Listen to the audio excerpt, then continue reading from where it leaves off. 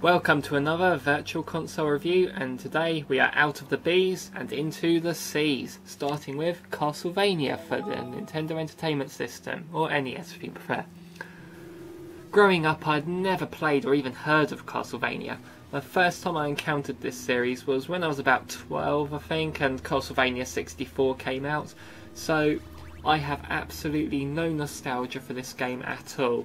My first time experiencing it was when I was 20 and it hit the Virtual Console, and so you'll know my opinion of this game won't be biased or blinded by nostalgia because I have none for it. And yeah, I still enjoyed this game. So what is Castlevania?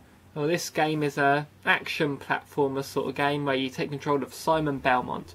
Your objective is to go into a castle and kill Dracula. That sounds simple, right? Well, actually no, it doesn't sound simple to go up against Dracula, but I mean, the story is simple enough to understand.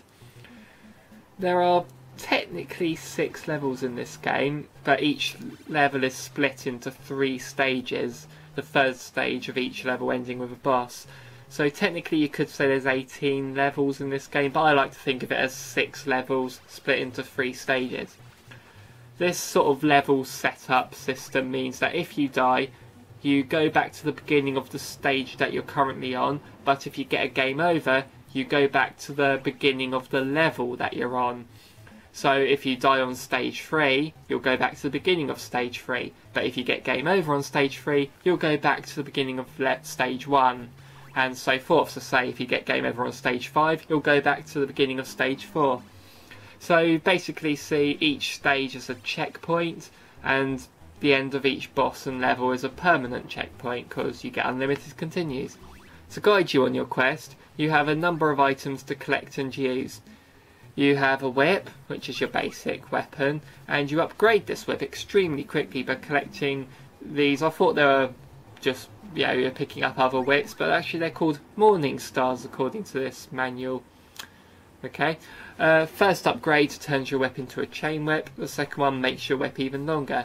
At first I wondered what was the point in upgrading it, because you upgrade, it's usually the first few items you get, but when you die you lose the upgrades, and on later levels it doesn't appear as quickly, so that can get annoying to suddenly have this weaker whip. And to get your health back, you find food inside walls. In true video game logic, eating any dirty old food you find will heal you. Parts, on the other hand, they don't heal you. They are in fact your ammo for the various weapons you can collect. You collect weapons and hearts just by smashing candles, because they're all hidden inside candles apparently. Knives can give you a handy projectile thrown forward, but not especially strong. Axes can be thrown upwards, which is very handy on the first boss. Crosses are just like boomerangs. Holy water can attack enemies below you, and watches freeze everyone, and that becomes particularly useful when it comes to freezing obstacles too. You also pick up these squares that have a Roman numeral 2 on, and I've never ever known what they do, and oh, okay.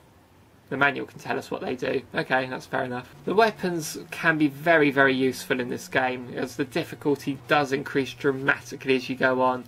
Usually in games I tend to use ammo and items very sparingly, up to the point where I never use them, so it kind of defeats the point of me having them in the first place.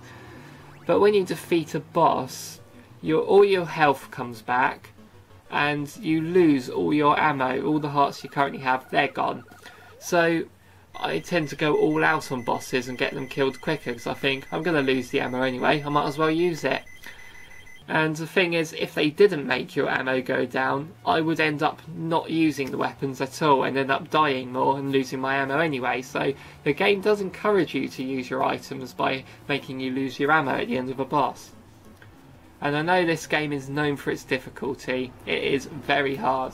I mean, you may not notice how difficult it is at first, because games tend to start easier, but when I get to stage 10, or the beginning of level 4, stage 10, that's when I start dying loads. When you get hit, you get knocked back. So when you get to the places with pits, it's pretty much one-hit deaths. The knockback can be used to your advantage sometimes, but most of the time it will result in your demise.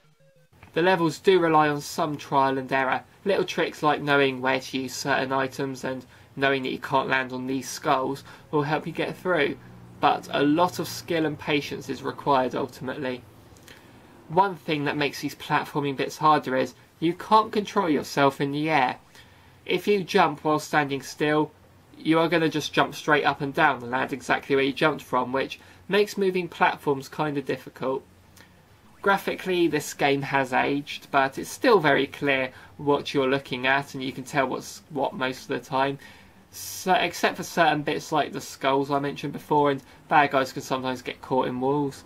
The enemies are varied, such as you get bats swooping down on you, these weird hunchbacks that hop around, and Medusa heads, which don't really need any introduction, do they? And the music in this game is great. I mean, you get some classic tunes playing. Just have a listen to this.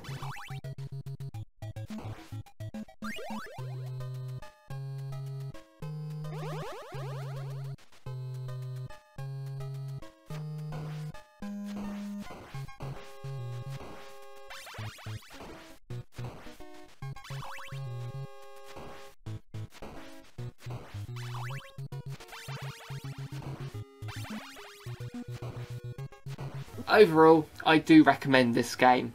You can get it on the 3DS eShop too, and I think this is a great game to have on the go. Although a lot of the gameplay does get improved in later games in this series, this is still a decent one to check out. Just watch out for those Medusa heads.